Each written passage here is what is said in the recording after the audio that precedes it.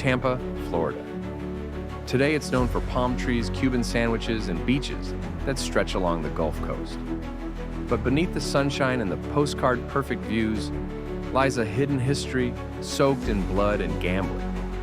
For decades, Tampa was home to one of the most unique and influential mafia families in America, the Trafficantes. Their empire wasn't built on Prohibition-era booze or drugs at first, but on a Cuban numbers game called Bolita, a lottery so simple and addictive that it became the beating heart of Tampa's underworld.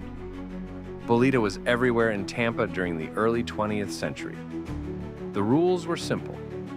A bag of numbered balls was shaken up, one ball was drawn, and whoever had bet on that number won.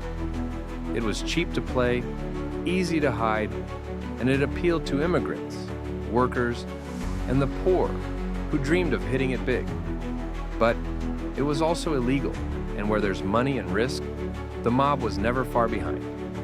For Tampa, the man who would turn Bolita into an empire was Charlie Wall, the so-called Dean of Tampa's underworld. But Wall was a relic of the old guard, and soon a Sicilian family would rise to take control, an ambitious, ruthless clan led by Santo Trafficante. Sister Santo Sister came from Sicily to Tampa and built his fortune brick by brick, hand by hand, and blood by blood. By the 1930s and 40s, he had pushed aside rivals and made the Trafficante name synonymous with power. The family thrived not just because they were violent, but because they were smart. They forged alliances with Cuban gamblers, corrupt politicians, and even businessmen who wanted a cut of the profits.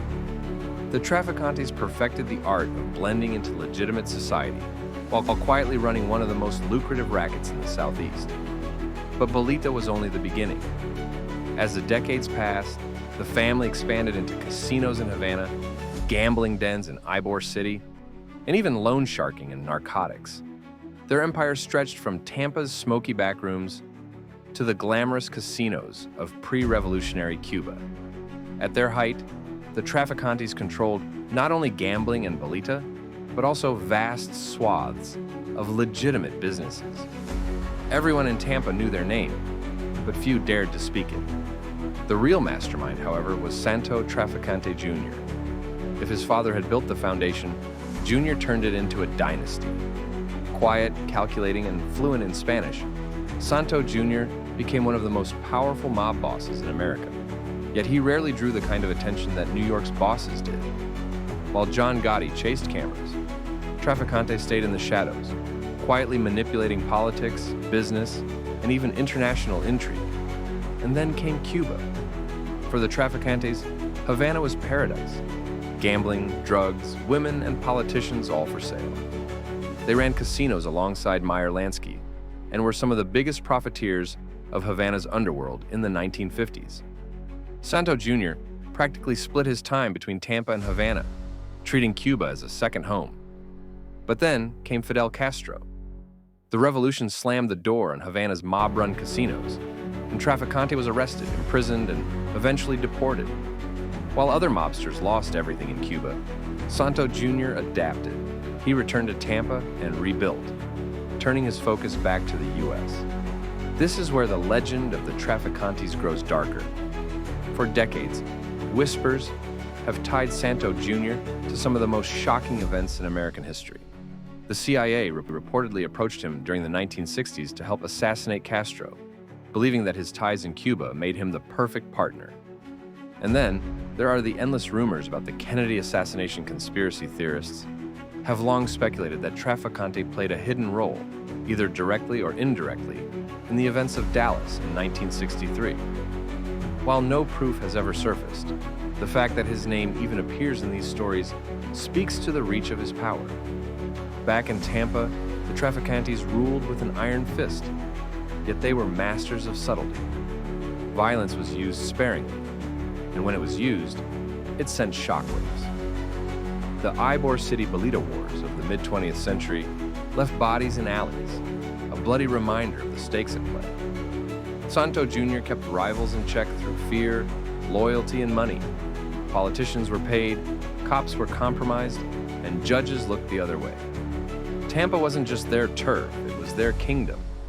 But even kings fall. By the 1970s and 80s, law enforcement pressure began to close in. The FBI, armed with wiretaps, informants, and federal task forces, started dismantling the family piece by piece. The Racketeer Influenced and Corrupt Organizations Act, RICO, became the hammer that cracked open their operations. While Santo Jr. managed to avoid long prison sentences, his empire was shrinking. His power remained, but the golden days of Bolita and Havana casinos were over. Santo Trafficante Jr. died in 1987, reportedly of natural causes, though many speculated there was more to the story.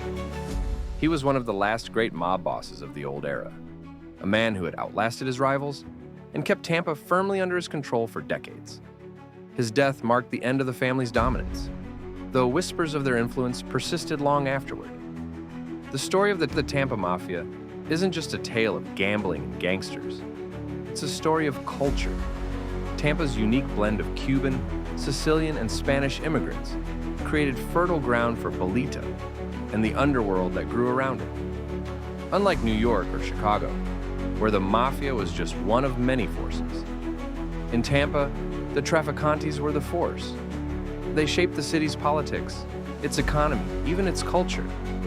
Their name became legend, whispered in cigar shops and bars, etched into the city's hidden history. Today, Tampa has transformed. The cigar factories are museums, the Bolita games are long gone, and the Trafficante family has faded into history. But the legacy remains. Walk through Ybor City at night, and you can still feel the ghosts of the Bolita runners, the gamblers, and the enforcers who once made these streets dangerous. The Trafficantes may be gone, but their story is woven into the fabric of Tampa itself. From Bolita to blood, from Havana to Tampa, the Trafficantes built an empire that defied the odds.